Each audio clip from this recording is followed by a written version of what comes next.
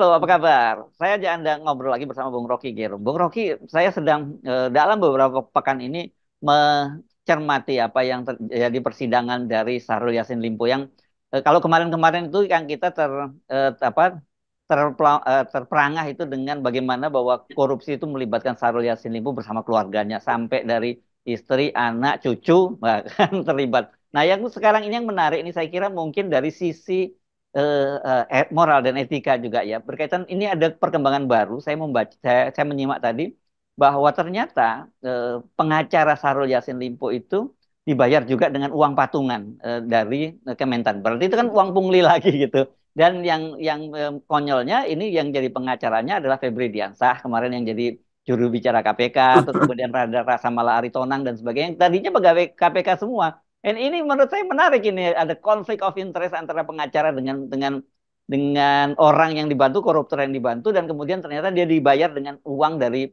memeras ke anak buahnya Sarul lagi gitu. Ini kalau bikin sinetron Ya, judulnya apa itu? KPK memborgol, KPK membela. Jadi Gitu ya. ini dari KPK ke KPK. Hmm, Jelas bahwa ada etik yang dilanggar di situ kan. hmm, Kan kita sebagai pengacara dia bisa deteksi dari awal. Minimal dia tahu ini potensi akan disebut sebagai kasus korupsi. Maka jauh-jauh dari situlah hmm, sebetulnya kan. Bukan soal hak untuk membela hukum acara supaya yang bersangkutan hmm, tidak dilanggar hak asasinya kan. hmm. Tetapi ada semacam kontrol tuh. Tentu saja presumption of innocence mesti kita berikan pada Syahrul Yassin Limpo bahwa dia Ya, berhak mendapat pengacara supaya hak-hak dia itu, kalaupun dia dituduh itu tidak melanggar batas, atau kalau dia dilepaskan itu karena urusan-urusan hukum jelas tuh. Di situ dia butuh pengacara. Tapi kan ada pengacara negara yang bisa ya, ditaruh ya, dia ya. kan. Hmm, hmm. Jadi sebetulnya kalau KPK ada di situ, mantan KPK apa aja kan ini soal bukan sekedar ambiguitas atau konflik of interest, tapi ini kan pembocoran rahasia negara sebetulnya kan. Kan Hmm. KPK sebetulnya dia harus diam karena dia menyimpan semua rahasia negara tentang korupsi. Nah, pejabat-pejabat Menteri Pertanian ini sebetulnya datanya udah diketahui bahkan lama, pasti kita mesti duga Hmm, begitu, oleh hmm, Febri dan kawan-kawan yang pernah hmm, di KPK. Jadi mereka tahu datanya sebetulnya. hmm. Itu aja udah menunjukkan dia tidak mungkin imparsial. Jadi tidak mungkin itu hanya untuk menegakkan hukum acara supaya Pak Yasser Limpo itu tidak diperlakukan tanpa prinsip habeas corpus kan, itu intinya kan. Jadi sebetulnya ini lagi bagaimana kita memisahkan itu. Di satu pihak ada klaim bahwa pengacara tidak boleh menolak kasus. Iya, tapi Ya. kalau Anda imparsial, kalau mata Anda ditutup oleh Dewi apa namanya Armis itu. Ya, ya. Tetapi kalau kalau dia terbuka mata dari awal, artinya dia tahu bahwa dia nggak boleh lakukan pembelaan karena dia tahu bahwa akan ada tadi ketidakadilan tuh dalam soal pengetahuan pembelaan misalnya. Ya, ya, ya, ya, ya, ya, Nanti saya Artemis marah tuh, sorry ya gimana terus. gimana? Ya, ya. Yang saya nanti Dewi Artemis itu tiba-tiba dia buka matanya lalu terbelalak tuh karena Dewi Artemis bilang, lu tahu tuh keadaan sebelumnya tuh, gue juga lihat tuh sebelumnya tuh. Nah begitu begitu paradoksnya tuh. Ya, seperti Anda katakan tadi, memang pengacara itu selalu berdalih bahwa mereka itu tidak boleh menolak klien gitu ya, karena itu sumpahnya seorang pengacara seperti itu gitu, karena pengacaranya kan juga penegak hukum gitu. Tetapi saya kira dalam kasus korupsi mestinya ya mesti dibedakan, apalagi seperti Anda sebutkan tadi, ini dia berhadapan dengan KPK yang menjadi pengacaranya sekarang orang-orang yang pernah lama di KPK dan dia menjadi lawan dari orang-orang seperti Syahrul Yassin Limpo ini gitu. Ya, itu konsep itu yang harus kita perhatikan tuh. Mereka yang pernah ada dalam institusi itu tahu informasi, dan karena dia tahu informasi, tentu dia akan bias dalam membela orang yang harusnya tidak bisa dia bela tuh. Hmm. Karena tadi dia lebih lebih awal dapat informasi tentang Menteri Pertanian ini. Tetapi karena iming-iming uangnya, dia lupa prinsip itu kan. Kan kalau saya tahu dari awal, maka saya mesti katakan jangan saya, karena saya tahu dari awal ada problem etis di situ tuh. Saya Hmm. tahu bahwa dia memang dari awal udah diincar tuh. Jadi sense sebagai seorang lawyer itu harus lebih dahulu sebelum sense profesionalitasnya Hmm. muncul kan. Ya, ya. Jadi ini profesi, iya profesi Anda itu. Tetapi etos dari profesi itu artinya mesti dia disclaimer dulu bahwa dia tidak tahu apa-apa loh tentang hasil Yassin Limpo selain soal pembela hukum acaranya. Faktanya dia pasti tahu dan mesti diasumsikan dia tahu karena dia atau mereka mantan-mantan KPK ini pernah tahu kasus-kasus yang sama di KPK. Kan tidak etisnya di situ. Ya, dan ini sebenarnya bukan yang pertama kali ya mereka menghadapi situasi semacam ini. Kita ingat karena dia juga pernah jadi pembela waktu itu keluarga eh, eh, dari apa dari Sambo ya. Waktu itu istrinya juga dia membela pengacara Sambo dan kita tahu kan apakah mungkin dengan seorang perwira tinggi seperti Sambo itu kalau mengandalkan gajinya bisa membayar mahal seorang pengacara. Itu pun sebenarnya waktu itu juga harusnya ada konflik of interest, tapi karena tidak terbongkar pada waktu itu bahwa duitnya bukan dari patungan dari anak buahnya Sambo ya nggak jadi heboh. Tetapi sebenarnya dari sisi etika kita sudah tahu ini mesti ada konflik of interest sesungguhnya begitu. Itu presidennya itu sebetulnya. Nah sekarang lebih jelas lagi itu Hmm, Syahrul SYL ini, Syahrul ya, Yassin Limpo ini membayar dia bilang dari kantong dia sendiri itu. Nah hmm, kantong dia sendiri aja bagaimana dia menteri punya uang sebanyak itu tuh. Kan dia betul. kedudukan dia waktu korupsi sebagai menteri itu. Lain Hmm, kalau dia ditangkap bukan sebagai menteri. Jadi hmm, gaji dia itu pasti berkali-kali lipat untuk bayar dia. Karena itu kemudian dia coba patungan tuh. Itu juga udah hmm, bertentangan tuh. hmm. Jadi semua keterangan itu harusnya sudah membatalkan niat untuk membela dia kan. Kan itu Betul. artinya orang yang mau dibela itu dari awal udah kelihatan mencela-mencelanya tuh. Nah, soal penegakan hukum acara supaya tidak terlibat hak asasi manusia, ya biarin aja kan pengadilan juga akan memakai prinsip praduga tak bersalah. Hmm, Tetapi bagi mereka yang ngerti bahwa ini korupsi yang dalilnya udah jelas, mesti pakai justru praduga bersalah. hmm, Kan praduga bersalah itu dimungkinkan bagi KPK, bagi polisi, dan bagi mereka mantan KPK atau mantan polisi juga etosnya kan masih sama tuh. Kami menduga bersalah supaya ada peluang untuk diproses secara hukum. Kalau semua orang menganggap praduga tak bersalah, lalu bagaimana dilaporkan hmm, seseorang itu? Nah, ini sebetulnya beban beban etis bagi mereka yang pernah tahu keadaan di dalam KPK, tiba-tiba keluar lalu membentuk tim hukum yang justru membawa klien atau disewa oleh klien yang target KPK. Itu hmm. juga problem di dalam legal ethos, legal ethics. Ya.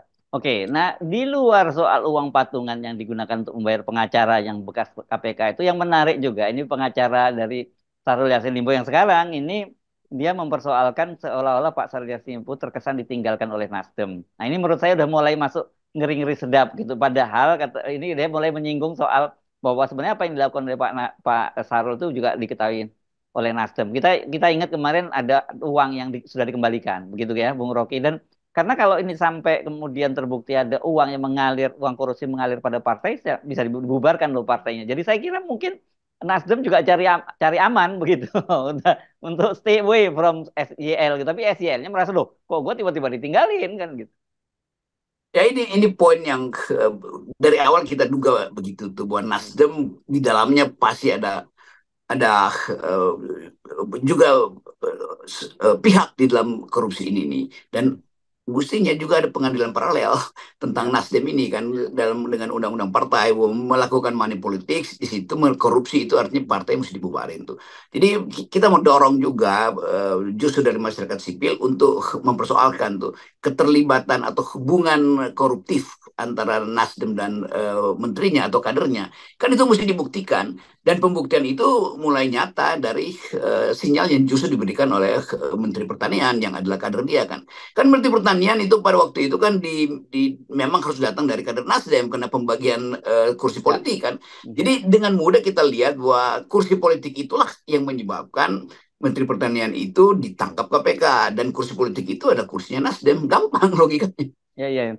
Nah, ini yang sebenarnya menjelaskan kepada kita mengapa kemudian banyak sekali partai-partai itu berebut ini ya Bung Rofi, berebut masuk kabinet bahkan kemudian melupakan bahwa mereka itu tadinya bagian dari lawan politik dari calon presiden yang didukung dan tiba-tiba dengan masuk ya karena berkaitan dengan sumber daya keuangan yang ada di departemen untuk membiayai partai-partai itu.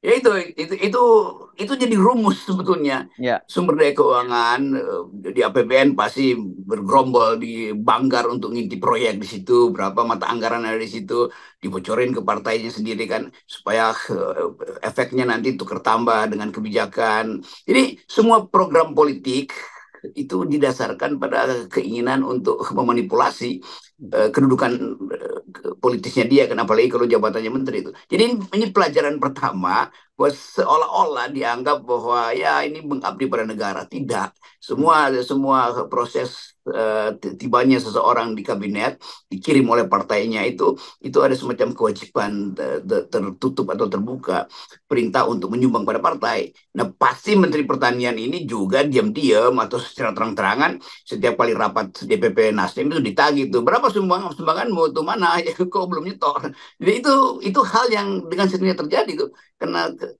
sifat patron klien di dalam politik kita tuh. Nah, patronnya pasti adalah Surya Paloh dan kliennya adalah menterinya itu kan. Kita cuma memetakan itu sebagai pelajaran tuh, kecuali Pak Surya Paloh punya keterangan lain, wah enggak, itu justru saya yang biayain dia sebagai menteri sehari-hari kan. Kan itu mesti diterangkan kan. Kebutuhan Menteri Pertanian itu datang dari mana tuh? Kalau dia anggota partai, mestinya Pak Surya Paloh mengatakan, wah enggak, sebagai anggota partai, kebutuhan dia kami cukupi supaya dia tidak korup di kementerian dia. Karena kalau kalimat itu datang dari Pak Surya Paloh itu bagus banget Nasdem tuh. Tapi kalau sebaliknya yang terjadi, ya udah Nasdem juga jadi bagian dari komplotan ini. ya. Kan ini khusus Syahrul Yassin Limpo ini menjadi drama karena banyak sekali cerita-cerita yang tidak masuk akal. Beda sekali dengan katakanlah yang menteri sebelumnya dari Nasdem ya, Johnny G. Plate. Memang terbukti dia dinyatakan korupsi dan kemudian divonis bersalah. Tapi ini tidak ada drama-drama yang melibatkan keluarga besar gitu yang seperti terjadi pada Syahrul Yassin Limpo. Dan ini mau nggak mau ya karena dia kadernya Nasdem, apalagi pengacaranya kemudian mengkait-kaitkan dengan Nasdem, ya Nasdem terbawa-bawa juga jadinya. Itu mesti langsung ada keterangan dari pimpinan Nasdem nih supaya nih jernih dan jelas itu dari pihak sang menteri juga dari pihak Nasdem sendiri kan. Pak Joni Plate jelas itu udah Hmm. selesai problem karena Hmm. hukumannya datang di situ tuh dan langsung diterima sebagai sebagai hukuman. Nggak ada sedikit sinyal bolak-balik soal Hmm. hubungan antara dia dengan partai. Tetapi ini Menteri Pertahanan ini lain lagi kasusnya, betul-betul ini kompleksitinya ada di situ tuh karena seluruh aspek bahkan di pojok tempat sampahnya rumahnya Sahri Ya. Limpo mungkin juga ada orang yang khusus untuk angkat sampah dan digaji oleh kementerian kan itu jadi betul-betul ini orang mulai melihat ini hubungannya apa sebetulnya dengan Nasdem tuh apa sebesar itu pengaruh Nasdem sehingga si Yassin Limpo ini mesti korupsi banyak-banyak untuk Ya. menutupi defisit atau kebutuhan partai misalnya kan. Kan Mhm. semua dugaan itu harus jelas justru hari-hari ini supaya Nasdem bisa dibersihkan dari sinyal bahwa dia akan dikaitkan justru oleh sang pengacara tuh dan itu juga nggak benar tuh ngapain pengacara ini cuma soal menterinya kan sebagai individu kan Ya, kan dia ya. ditangkap kan hukum pidana itu tentang manusia tentang orang bukan tentang lembaga. Yes, oke. Baik. Terima kasih, Bung Rocky. Tetap 0% Oke. ya. Okay. Yes. Yes.